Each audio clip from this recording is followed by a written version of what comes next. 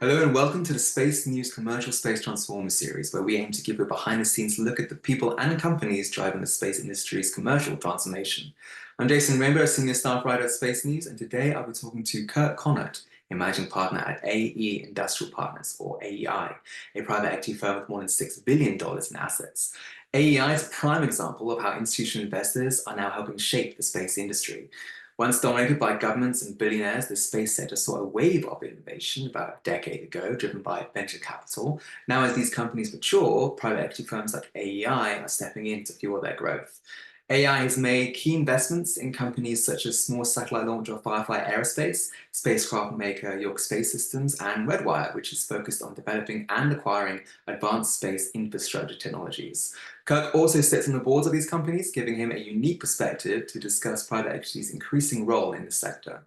So, Kirk, AEI is one of only a handful of large private equity firms that I've come across with space as one of its core focus areas, particularly for this new breed of space company, often labeled as new space, although that term offends some people. But we're talking here about relatively young space companies like Firefly Aerospace, York Space Systems, and so on. Why aren't more private equity firms investing in these kinds of space companies or space in general? Yeah, no, it's great to speak with you. And I think the primary answer to that is the space industry has been around for decades, but it has primarily been the business of governments. Right? It hasn't been the business of commercial companies. And I think that's changed with the advent of and the success of SpaceX really disrupting launch and the launch costs associated with that.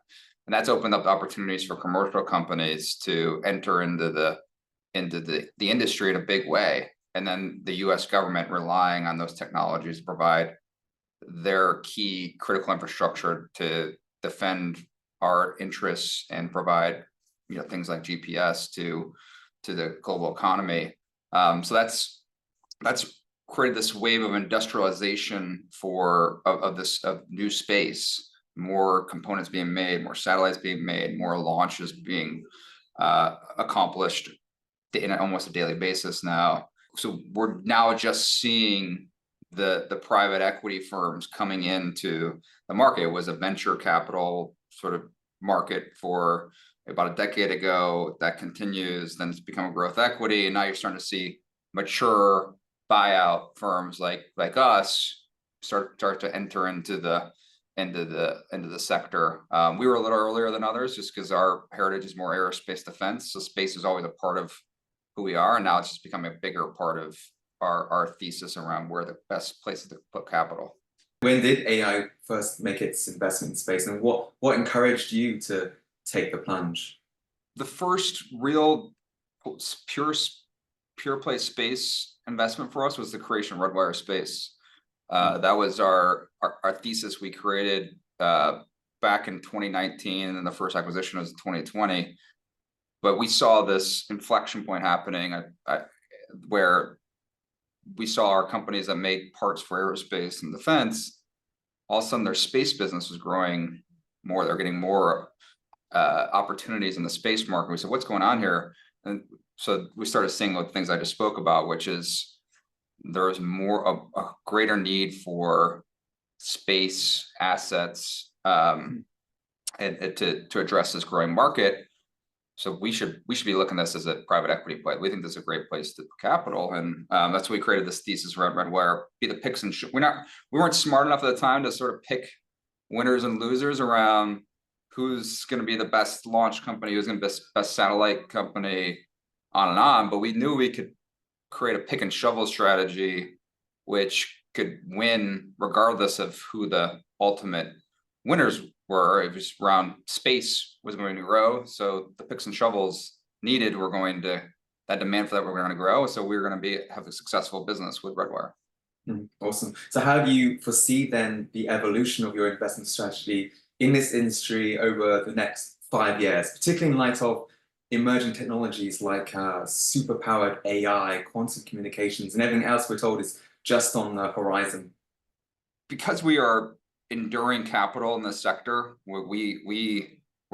we're long-term investors in aerospace defense, space and space, right? So this is core to who we are. We're constantly looking at the trends of the the new technologies coming out? How do our portfolio companies address those new technologies? How are we investing in front of that? How are we seeing where the puck is going?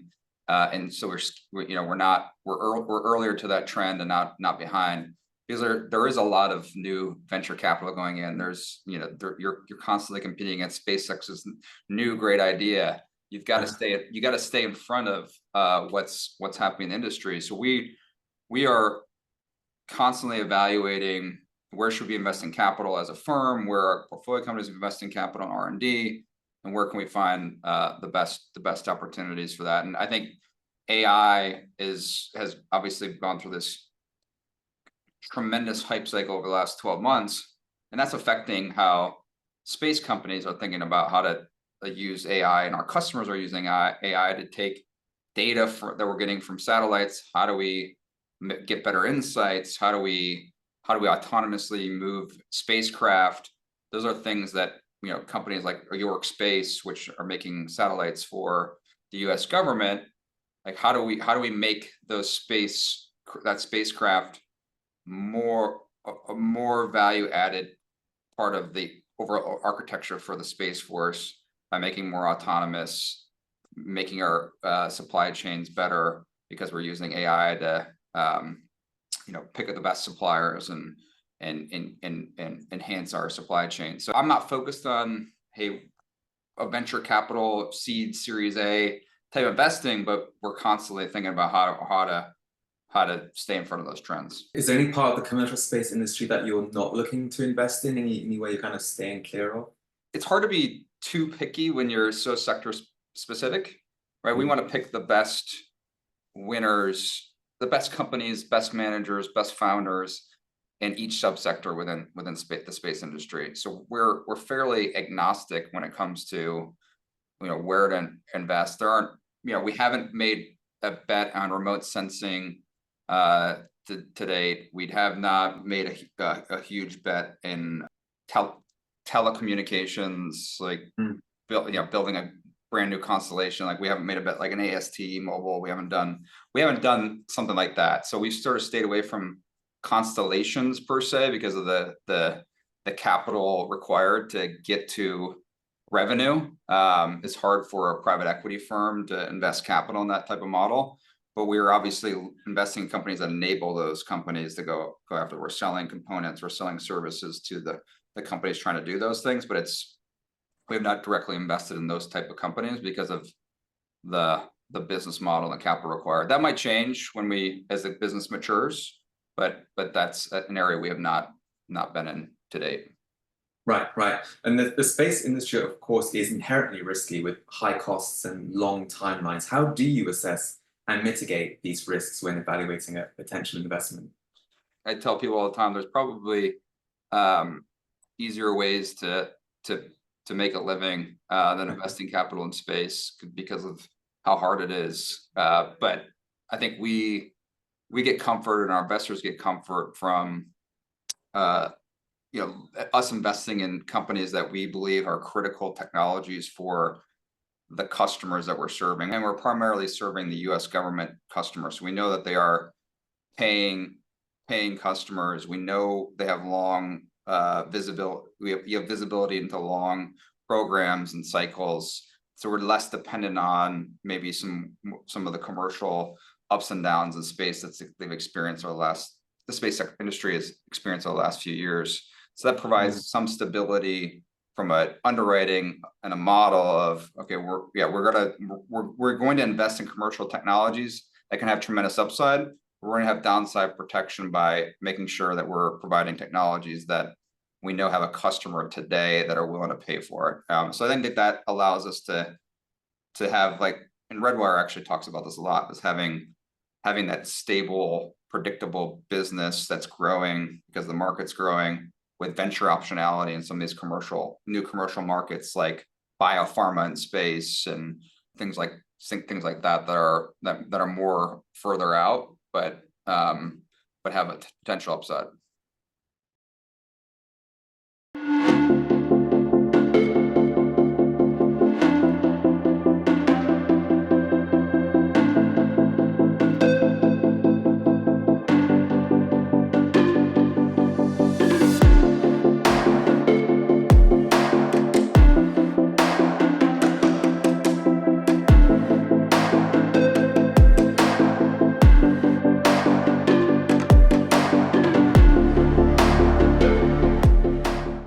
And the success of space companies, of course, often hinges on the quality of their leadership and technical talent. How does AI support its portfolio companies in attracting and retaining top talent? And is that something that's becoming increasingly challenging for you?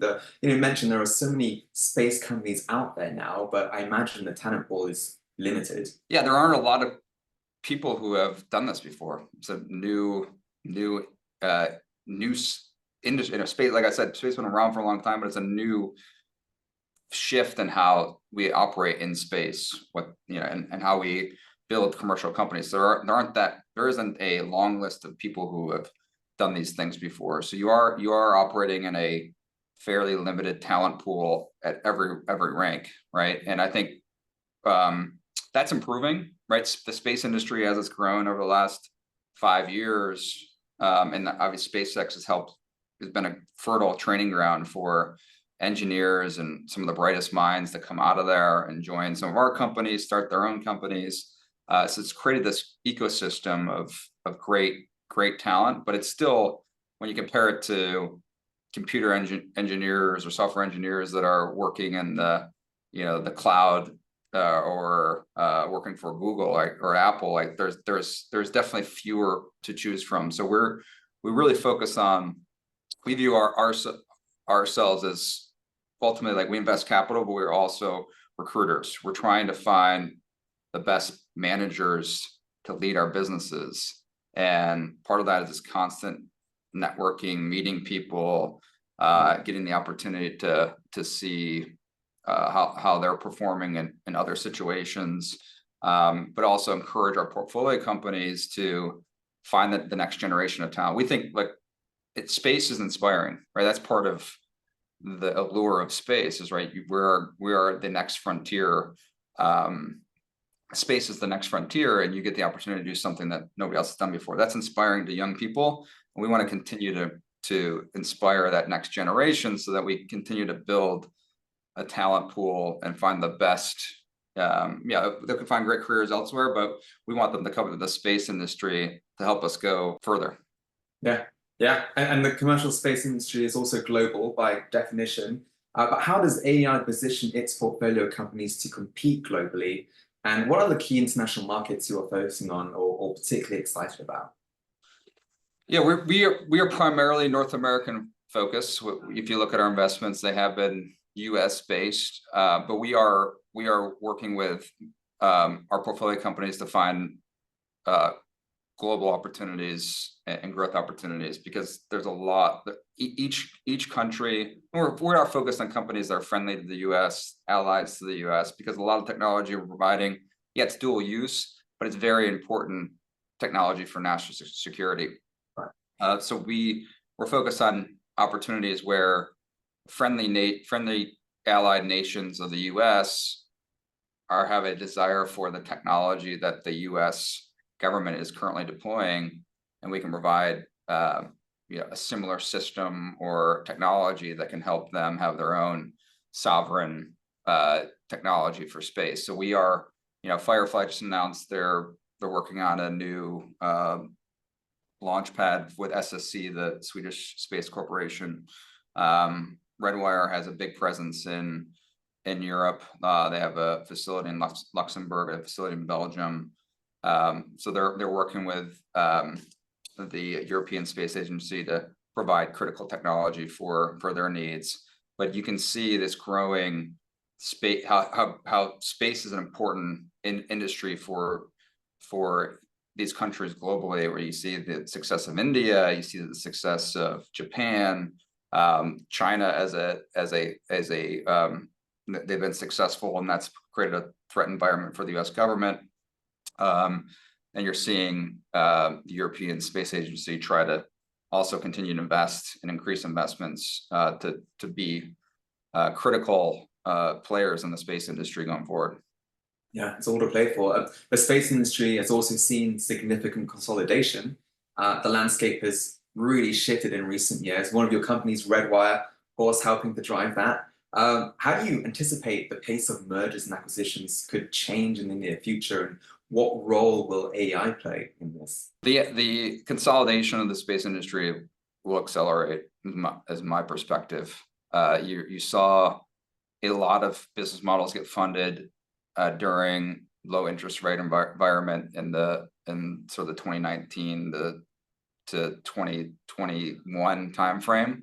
And you've seen a lot of these companies over the last 12 months start to run into capital issues or capital structure issues or business model issues. They built great technologies, they built great infrastructure, but they don't have the benefit of a low cost of capital to continue to raise money.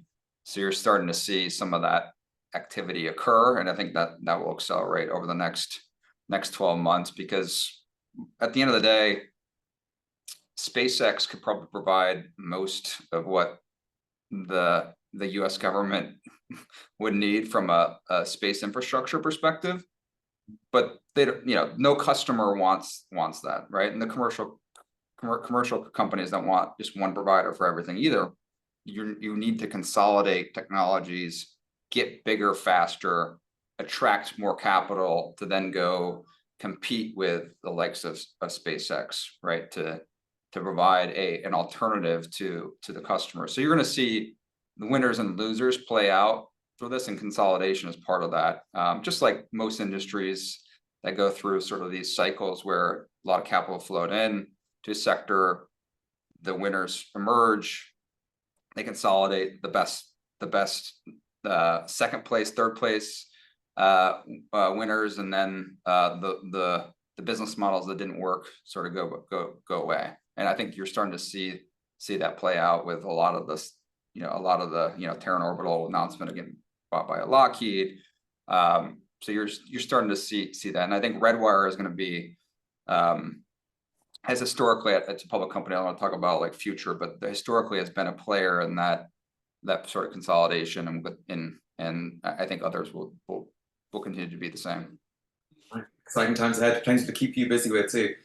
So finally then, the space industry is a long-term play. These companies tend to take a good while to build out their infrastructure and their business. As a private equity firm, how do you balance short-term returns with the need for long-term investment? How patient are you? You have to be very patient in the space industry and aerospace generally, right? And defense, right? So that it's sort of the right investor for space. Like if you're expecting a immediate return on capital, like a B2B software company, it's just not going to happen, right? We have to make hardware. We have to make things that go into space that work, these new technologies, and you have to get flight heritage. Then you have to see that through from a production perspective. So like when you look at a Firefly is a great example where we invested in that company. We control that company, but we have had commercial success with our Alpha launch vehicle. We have a lot of backlog to go deliver that Alpha launch vehicle, but now we got to go produce those vehicles on a serial basis over and over again, and that's a difficult problem to solve. And you got to have the patience and the wherewithal to stick with that to ultimately see a successful return for all shareholders, employees, and managers, and all stakeholders. And I think we've seen that play out in commercial aerospace and defense, and you have long cycles of development through production and ultimately seeing the return on your investment. Great stuff, Kirk. Thank you so much for that short but very insightful and fascinating discussion. Thank you. Thank you, Jason. Appreciate it.